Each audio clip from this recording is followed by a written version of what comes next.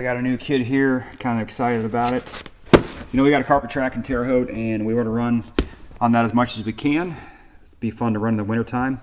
And so we've got these cars, Aaron, myself, and there's a couple other guys going to run these touring cars. So we're going to build this thing, and I'm going to run this over there. So I've got this kit here. I'm not going to do a build video on it.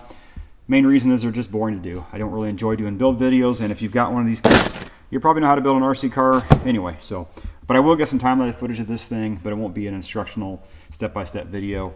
Got a body for it here, pretty cool looking little body, a Tekin speed controller, and look away, but I've got a hobby wing motor to go with a Tekin speed controller. Got a couple toggle receivers to put in there, and an older Save-Off servo that should run just fine in this thing. Nothing fancy about the kit. I don't even think this is the most recent version. I think the recent version is the 2.0. Like I said, I am a rookie with touring cars, and this is rookie speed, so perfect. It's a beginner's kit. Looks like a nice little kit, though. Fiberglass chassis, and it's got, you know, it's got quality parts in it from what I can tell. Instruction manual, advertisement stuff, a bag of parts. I did look at the instruction manual, and it's a little different, but shouldn't be a problem. It seems like it's okay. It's easy to follow. Not as easy as, say, Kyosho or like a Tamiya, but should be good enough to follow. Not too bad. It has a nice fiberglass chassis, and it's belt driven. So anyway, I don't know much about touring cars. This is going to be all new for me, but I'm looking forward to getting it together and learning on how to set these things up and how to run them. I'm going to get this thing, start getting this thing built. I'm going to set the camera up and just get some time-lapse footage of this. And then hopefully when this is all done and painted and built, we're going to start racing these on the track in Terre Haute. So right now it's deer season. Softball season's kind of winding down a little bit, but after about another month or so, we ought to have some time to start actually racing these things pretty consistently and just having a good time. So I'll shut up and I'll start building this thing.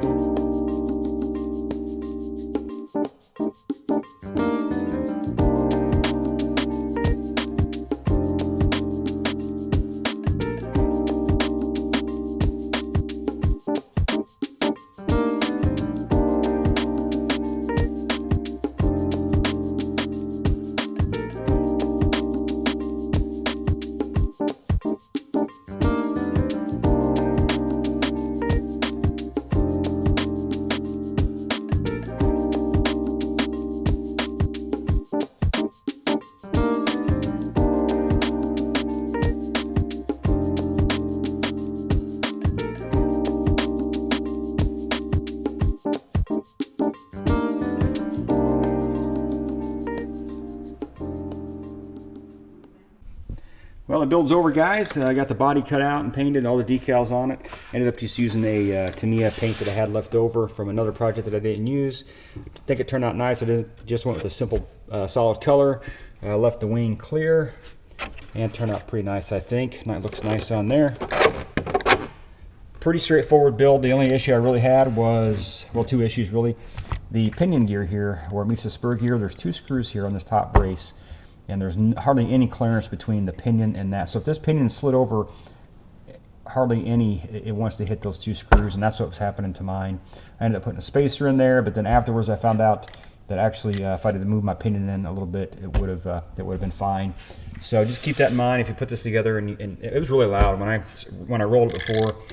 All you heard was a lot of knocking, and I could see little pieces of metal right there on the chassis. So I knew something was rubbing. So took a quick look, and yeah, the pinion was hitting those screws. So I just put a little washer underneath there, raised that top deck just a hair, and it stopped the problem. But I guess the simplest thing to do is just to move that pinion back. I just like the pinion gear to sit right in the middle of the spur gear. And the only other issue I had with the build was the shocks. I had one shock that just kept leaking. I took it apart, rebuilt it, and it leaked again, so I ended up putting a different type of O-ring in there. But other than that, pretty straightforward build. I did put some sway bars on there.